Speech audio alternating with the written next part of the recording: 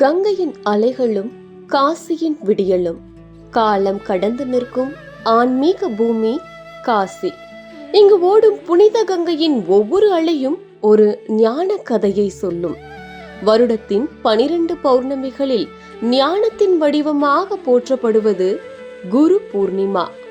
மனித ஆன்மாவை நல்வழிப்படுத்தும் குருமார்களை வணங்கி அவர்களின் ஆசி பெறும் உன்னத திருநாள் இது.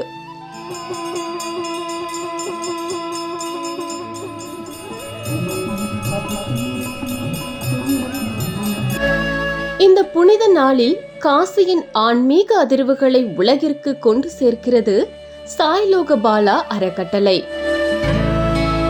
ஷீரடி சாய்பாபாவின் தெய்வீக தன்மையோடு ஒவ்வொரு மாதமும் கங்கையின் மடியில் பக்தி பூர்வமாக கங்கா ஆர்த்தி நடத்தப்பட்டு வருகிறது. ஆனால் இந்த முறை வரவிருக்கும் ஜூலை 29 குரு பூர்ணிமா இன்னும் ஸ்பெஷல். ஏனென்றால் இது சத்குருவான ஷீரடி சாய்பாபாவின் சார்பாக நடத்தப்படும் சிறப்பான பௌர்ணமி விழா.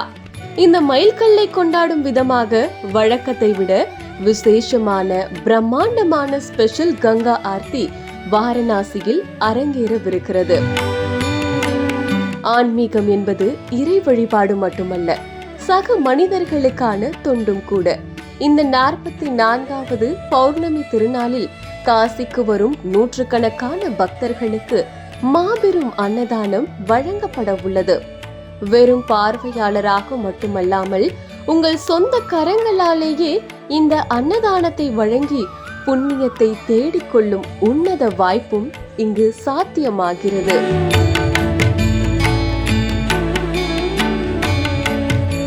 சாய்லோக பாலாவின் ஒரு தெய்வீக பயணம்.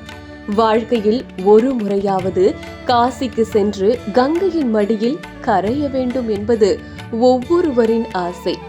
உங்களின் இந்த ஆன்மீக தேடலை அன்போடும் பாதுகாப்போடும் நிஜமாக்க காத்திருக்கிறது சாய்லோக பாலாவின் ஆன்மீக யாத்திரை. வரும் ஜூலை 29 குரு பூர்ணிமா திருநாளில் காசி கங்கா ஆர்த்தியின் தெய்வீக பேரொளியை காணவும் சாய்பாபாவின் அருளை பெறவும் எங்களோடு இணையுங்கள். உங்கள் ஆன்மீக பயணம் இங்கிருந்து தொடங்கட்டும்.